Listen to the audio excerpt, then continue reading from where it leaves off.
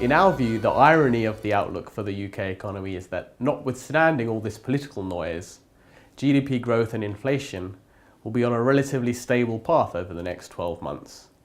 On GDP growth, we expect 0.3 or 0.4% Q-on-Q non-annualized growth over the next 3 quarters.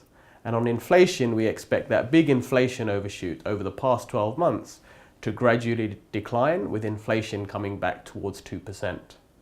The outlook for unemployment, in our view, is similarly nondescript.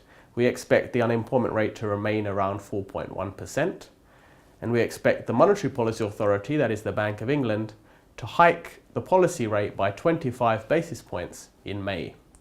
All in all, that makes for quite a stable economic outlook, as we expect the UK will embark on a smooth transition post-Brexit in March 2019. Of course, the risks around all of that are what happens to Brexit itself.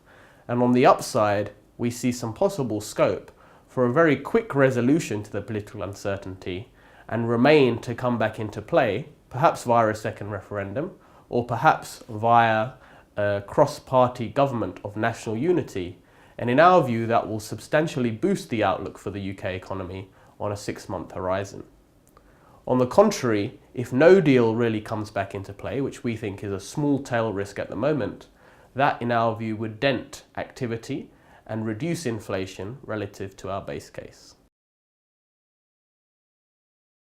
On the upside, we think the biggest positive for the UK also emanates from political risk.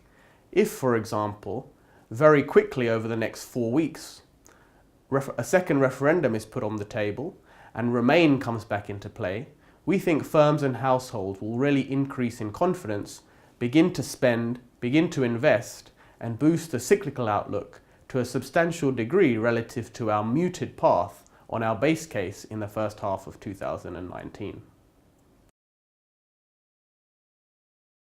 On the downside, again, there are numerous outcomes where political risk is very high.